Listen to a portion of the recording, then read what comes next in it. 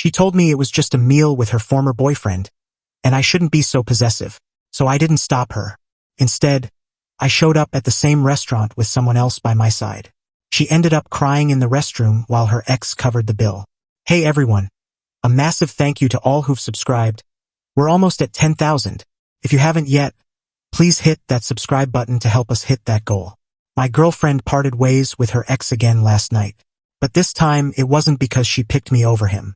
It was because he grew tired of her deceit about our relationship while he paid for her lavish dinners. Let's backtrack to Monday when this chaos began. I'm a 30-year-old guy working in logistics, earning about $90K a year. I've been with Ashley, 27, for roughly 6 months. She's employed at a marketing firm, always talking about client connections and industry networking. Ashley has an ex named Kevin, whom she dated for 3 years before me. They split about 8 months ago but remained close because their careers overlap and they share professional contacts. At first, I was fine with it. Grown adults can maintain work-related ties with exes if boundaries are clear. But Ashley's idea of boundaries was practically non-existent. Kevin texted her constantly. They'd have lengthy phone calls about projects. He'd invite her to industry gatherings where they'd spend entire evenings together while I stayed home. Whenever I voiced my discomfort, Ashley would lecture me about trust and career networking. If you can't handle me having male colleagues, maybe you're not mature enough for a committed relationship. Classic manipulation. It worked for a while because I wanted to be the supportive partner. On Monday evening, Ashley mentioned she had dinner plans with Kevin on Wednesday at a trendy new spot downtown. It's supposed to have amazing food, and it's near both our workplaces. Sounds convenient. What time should I be ready? Oh, you're not coming. It's just Kevin and me discussing potential work collaborations. Warning sign number 1. Business meetings don't need cozy restaurant settings. Ashley, I'm not okay with you having dinner dates with your ex. They're not dates. They're work-related meetings. Kevin has industry contacts that could help my career. At a romantic restaurant on a Wednesday night? It's just a meal, Mike. Stop being so overbearing. There it was, the buzzword meant to silence my objections to her spending intimate evenings with her ex. I'm not overbearing. I'm a boyfriend who doesn't want his girlfriend going on dinner dates with her ex. Well, I'm going anyway. I won't let your jealousy ruin my professional opportunities. That night, I decided if Ashley was so set on dining with Kevin, I wouldn't stand in her way. But I also wasn't going to sit at home like a fool. On Tuesday afternoon, I reached out to Rachel, someone I briefly dated before Ashley and I got serious. We'd stayed in touch, occasionally texting about work or shared hobbies. Hey, Rachel, I know it's last minute, but are you free tomorrow evening? There's a new place downtown I want to check out. Sure, sounds fun. Is this a casual dinner or a date? Let's call it dinner and see where it goes. Cool. Send me the details. Rachel works in finance, drives a sleek car, and always looks polished. The kind of person who'd throw a wrench in Ashley's evening if our paths crossed. On Wednesday morning, Ashley spent extra time getting ready for her work meeting with Kevin. She wore a sharp blazer over a revealing top, spritzed on pricey perfume, and spent over an hour on her hair and makeup. Enjoy your work dinner, I said as she headed out. It's not a work dinner. It's a networking opportunity. Sure. A professional meeting at a romantic restaurant. Very business-oriented. Mike, don't start this again. I'm not starting anything. Have a great meeting. She left around 6:30. I picked up Rachel at 7. So what's the real deal here? Rachel asked as we drove downtown. This feels like more than just trying a new restaurant. My girlfriend's having dinner with her ex tonight. Says it's for professional networking. And you're showing her you can network too? Something like that. I'm okay being your networking buddy as long as the food's worth it. I liked Rachel's straightforwardness. The restaurant was busier than I expected for a Wednesday. It had a professional vibe with a business casual crowd, the kind of place that could plausibly host work dinners. We were seated around 7:45. I casually scanned the room while pretending to read the menu. I spotted them about 10 minutes later. Ashley and Kevin were at a corner table, leaning close over their menus. She was giggling at something he said, occasionally brushing his arm during their chat. Very professional networking behavior. Is that them? Rachel asked, glancing discreetly. Corner table by the window. They seem cozy.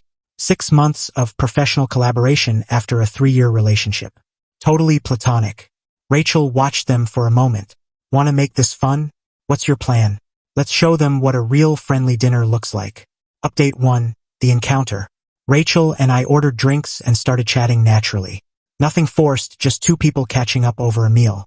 Rachel's witty and engaging, easy to talk to, and easy to seem interested in her stories.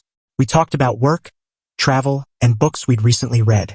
About half an hour into dinner, Ashley glanced around and saw us. I watched her face shift from relaxed to confused to near panic. She whispered something to Kevin, who turned to look our way. She's seen us, I told Rachel. How's she taking it? Not great. She looks like she wants to confront us but doesn't know how to justify it. Perfect. Let's just enjoy our meal. We kept talking while Ashley stole glances at our table. Each look made her seem more unsettled, while Kevin stayed focused on their supposed business discussion. Around 8:30, Ashley excused herself and headed toward the restrooms, phone in hand. 3 minutes later, my phone buzzed. Why are you here? I showed Rachel the text. Should I reply? Keep it short and truthful. I texted back. Having dinner. The food's great here. With who? Rachel. You've met her. This isn't okay. Why not? You said dinners with friends are fine. That's what we're doing. That's not the same. How's it different? No response. When Ashley returned to her table, her eyes looked slightly puffy. She sat down with Kevin but kept glancing at us throughout their meal. Kevin seemed to notice her distraction and started looking uneasy with their conversation. Around 9:15, Kevin asked for the bill. Ashley grabbed her purse, avoiding our table's direction. As they passed us on their way out, Ashley paused. Mike, we need to talk. About what? About this whole thing. What thing? I'm having dinner with a friend. Just like you. This is different and you know it. How's it different? Because you're doing this to prove something.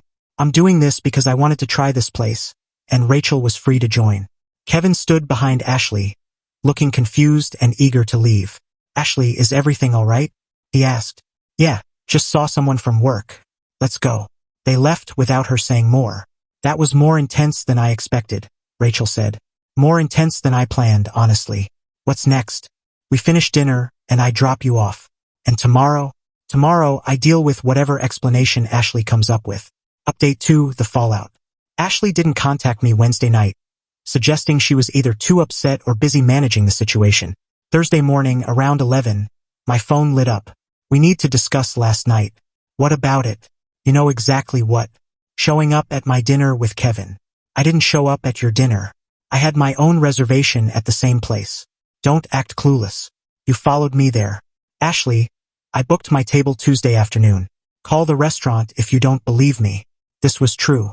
After our Monday argument, I'd reserved a table Tuesday, suspecting Ashley would pick that restaurant since it was new and hyped. Why didn't you tell me you'd be there? Why would I? You made it clear this was your professional networking with Kevin. I didn't want to disrupt your meeting. Mike, stop with the sarcasm. Kevin was really confused by your presence. What did you tell him about us? Long pause. Ashley, what have you told Kevin about our relationship? I said we're dating, but it's not exclusive yet. There it was. Ashley had been acting single to Kevin while calling me possessive for questioning their dinners. So you've been lying to him about us being together for 6 months. I wasn't lying. I was keeping things uncomplicated. Uncomplicated for who? Kevin still has feelings for me. If he knew I was in a serious relationship, he might not want to work together. So you're leading him on while lying to me about why. I'm not leading him on. I'm just not shutting down opportunities by acting taken. Mike, you don't get how complex networking is in my field. I get that you're using your ex's feelings for career benefits while deceiving your boyfriend about it. That's not fair. What's not fair is you calling me possessive for not being okay with dinner dates with someone who thinks you're single. Kevin doesn't think I'm single. He just thinks we're not serious yet. After 6 months, what's he waiting for? A wedding invitation? Silence. Ashley, this is messed up. You've been playing both of us. I mishandled some communication, but seeing you with Rachel really stung. Good. Now you know how I felt watching you flirt with Kevin at dinner. I wasn't flirting. You touched his arm. You leaned in close. You acted like you were available, which you told him you were. I was just being friendly. You were being deceptive to both of us. What do you want me to do now? Nothing. We're done. Mike, don't do this. I can fix this. There's nothing to fix. You showed me who you are over the past 6 months. I believe you. Please don't end things over this. I'll tell Kevin the truth about us. Too late. You had 6 months to be honest. Instead, you lied to both of us while calling me insecure for having boundaries. I hung up and blocked her. Final update. 6 weeks later, the consequences of Ashley's lies unfolded as expected. When she finally came clean to Kevin about our relationship, he felt used and betrayed. He'd been spending time and money on dinners, thinking he had a shot at getting back together. He cut off their professional collaboration immediately. No more industry contacts. No more business prospects. No more fancy dinners. Ashley tried contacting me through mutual friends for the first few weeks. Same story every time. She'd made communication errors but had learned her lesson. She was ready to be fully transparent now. She wanted another chance. Too little, too late. Her networking strategy backfired professionally too. When Kevin told a few shared contacts that Ashley had misrepresented her relationship status during their business talks, it raised doubts about her reliability in work settings. Rachel and I started dating again officially. Being with someone who doesn't manipulate their ex for career gain is refreshing. Ashley's friends initially tried to guilt me for being unforgiving and petty. When I explained how she'd lied to both Kevin and me while using his feelings for professional gain, they stopped defending her.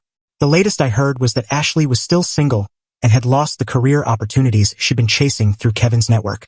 Turns out professional relationships thrive on trust, not romantic deception. My response wasn't grand or theatrical.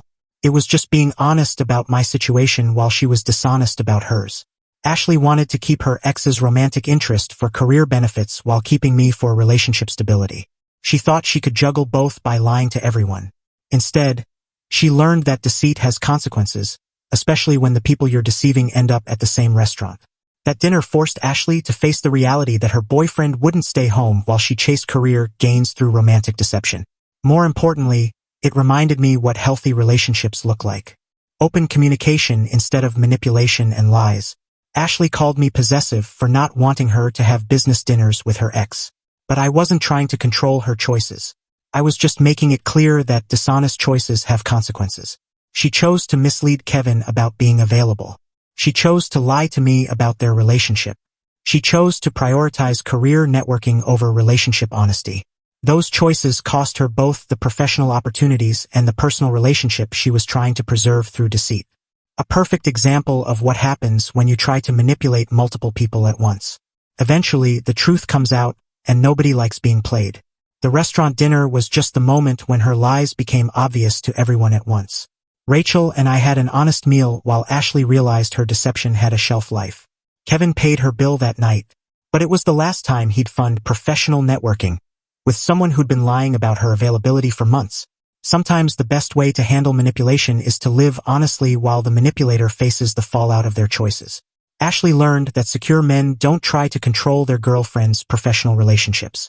They just make their own relationship choices based on trust and let the truth take care of the rest.